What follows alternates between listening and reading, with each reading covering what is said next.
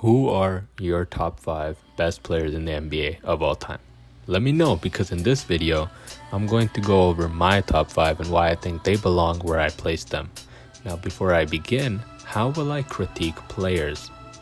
Add requirements, forcing some to leave and some to stay.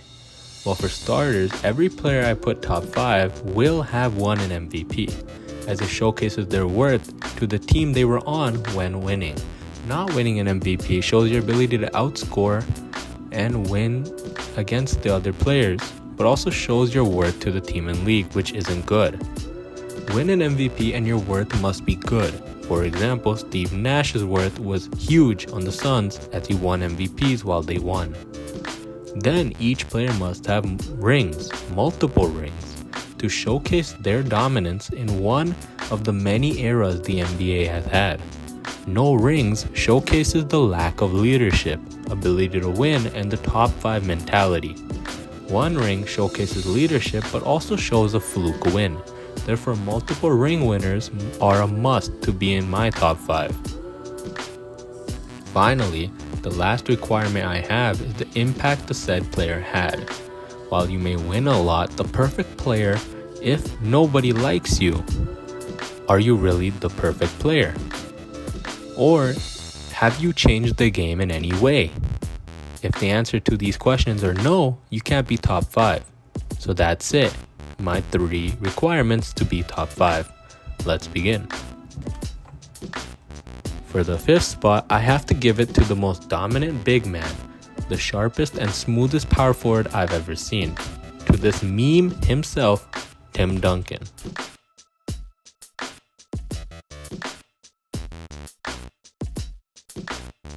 Tim has 2 MVPs and 5 rings, playing under Greg and the infamous Spurs. There will never be a guy like Tim again, and to be honest, I almost wanted to put Shaq, just because Shaq had a bigger impact. But you can't compare that to Tim's dominance over so many years. For these short reasons, I put Tim at 5. For the 4th spot and greatest of all time, I think the perfect answer is Steph Curry. And I know you'll have to hear me out on this. With 4 rings, 2 MVPs, and now a Finals MVP, the only thing stopping me from moving him higher is the fact that he had a super team around him.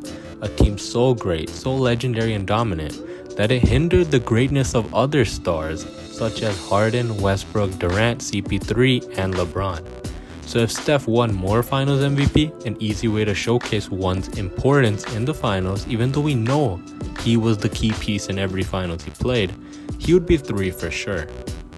See, he has the personal accolades of being the 3-point leader, 2 MVPs, 10-time All-Star, All-Star MVP, and a Finals MVP. He also has winning accolades, being part of the 73-9 team, having 4 rings, 6 Finals appearances, and the 2022 Finals performance, the clutch performance that he put up. Curry also has one thing that most players will never get: his impact in the game. He's done so much for the NBA. He is the Benjamin Franklin of shooting threes. He is the first person everyone thinks of when thinking about the 3-point shot. For this, he deserves the 4th spot in my top 5. I defended him hardly on this because not only do I really enjoy Curry's game, but I know many people will disagree with this take.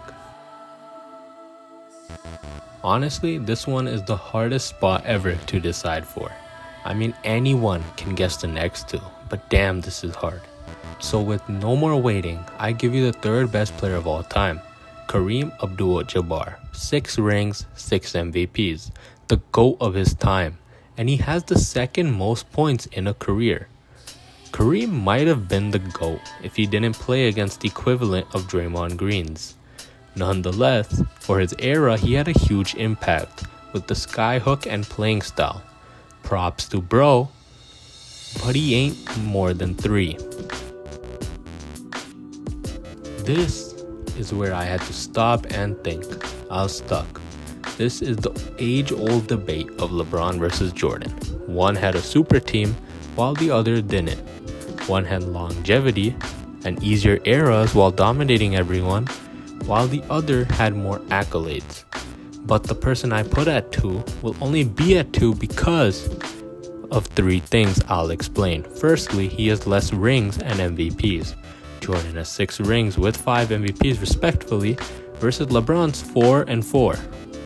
Second, because Jordan stayed with his team no matter what and quite literally fought against the odds until his team became amazing. LeBron left whenever his team started to decline, became Le GM to make whatever decision he thought was right, and has ruined a lot of careers and potential of teams through the stubbornness of getting what he wants. Finally, because LeBron has said this once,